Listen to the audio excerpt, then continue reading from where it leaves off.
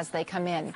The U.S. Border Patrol says an increase in agents is helping to keep out illegal immigrants. There's been a sharp decrease in the number of arrests along the U.S. border with Mexico.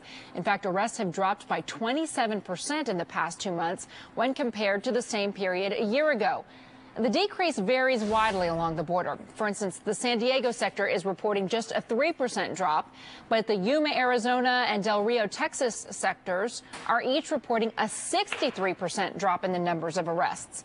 Ben Johnson is with the American Immigration Law Foundation, and John Cox is a former spokesman for the Minuteman Project.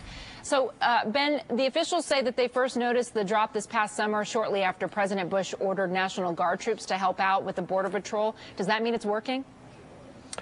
Well, I don't know. I don't think that's causation and correlation are not the same thing here. So the reality is that this is probably driven more by economics than it is by law enforcement. And if you look at the evidence of the last 10 years, the fact of the matter is we have tripled the number of Border Patrol from 1990 to 2004, spent 5 times as much money on immigration enforcement during that period of time, and illegal immigration only went up.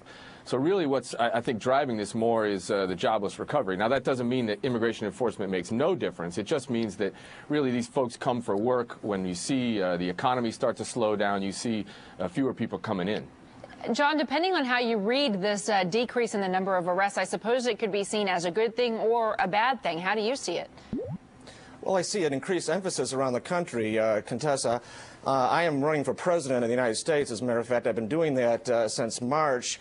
And what I've been finding all around the country is that the lack of an immigration policy in Washington is one of the major failures of both parties, but particularly Republicans, because they've been in power.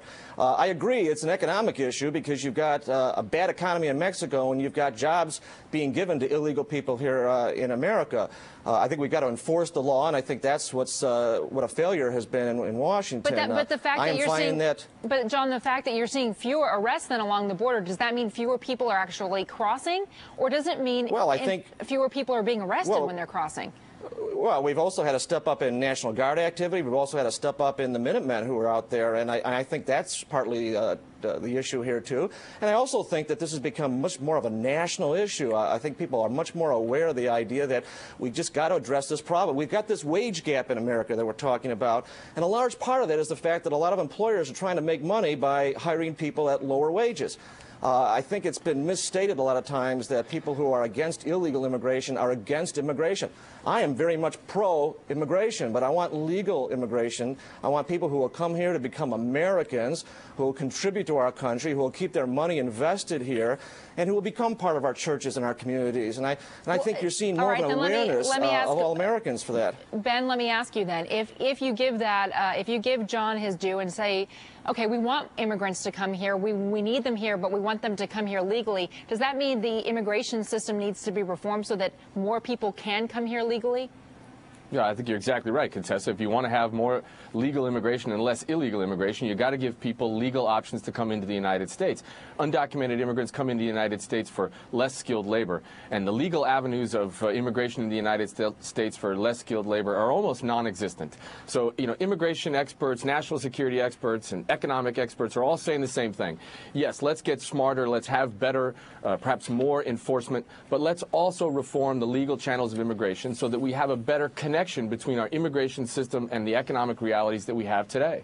All right, Ben Johnson. I couldn't agree more. We've got to do something about reforming the bureaucracy so it doesn't take 10 years to get to this country.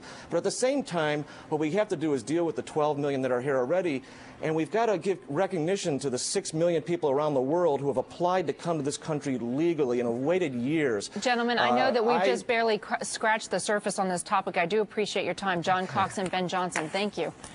Thank you. Thank you. At this point,